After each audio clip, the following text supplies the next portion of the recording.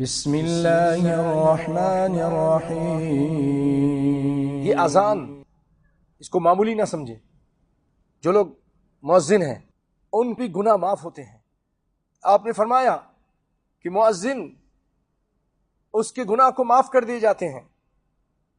کہاں تک؟ منتہا اذانہ، جہاں تک اس کے اذان کی آواز جا رہی ہے۔ وَيَسْتَغْفِرُ لَهُ كُلُّ رَطْبٍ وَيَابِسٍ، ہر تر چیز اور خشک چیز اس کے لیے بخشش کی دعا مانگتی ہے جو مؤذن اذان دیتے ہیں۔ اسی لیے آپ نے فرمایا اگر تم کو پتہ چل جائے کہ اذان میں کتنا اجر و ثواب ہے اذان دینے میں اور پہلی صف میں کھڑے ہو کر نماز پڑھنے میں، تو تم لوگ پھر آپس میں جھگڑو اور پھر قرعہ ڈالو، قرآن اندازی کر کے۔ وہ کہے گا میں ادھر کھڑا ہوں گا، وہ کہے گا نہیں پہلی صف میں میں کھڑا ہوں گا، جھگڑے ہو جائیں گے۔ اوکے میں اذان دوں گا، وہ کہے گا نہیں میں اذان دوں گا۔ اتنا اجر و ثواب ہے اذان دینے میں اور پہلی صف میں کھڑے ہو کر نماز پڑھنے میں۔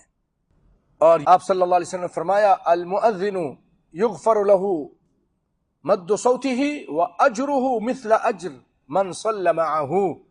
اذان سن کر جو لوگ بھی آ رہے ہیں مؤذن کو اجر ملے گا جتنے لوگ نماز پڑھیں گے، جتنے لوگ اس کی اذان کی وجہ سے آئے ہیں، جہاں ان لوگوں کو اجر ملے گا اس مؤذن کو بھی اجر ملے گا۔ اور بھائیو، جب مؤذن اذان دیتا ہے تو آپ اذان کا جواب دیجئے۔ قولوا مثل ما یقول المؤذن، جیسے وہ کہتا ہے آپ بھی کہیے۔ اللہ اکبر کہتا ہے اللہ اکبر کہیے، یہاں تک کہ جب حی علی الصلاح حی علی الفلاح کہتا ہے آپ لا حول ولا قوۃ الا باللہ کہیے۔ یہ الفاظ اسی طرح ادا کیجئے۔ اس کے بعد نبی صلی اللہ علیہ وسلم پہ درود پڑھیے، اللہم صلی علی محمد اللہم بارک علی محمد آخر تک۔ پھر جب آپ اس کے بعد یہ دعا پڑھیں گے اللہم رب هذه الدعوة التامة والصلاة القائمة آت محمدا الوسيلة والفضيلة وبعث مقاما محمودا حلت له شفاعتي یوم القیامہ، قیامت کے دن میری شفاعت اس پر واجب ہو جائے گی۔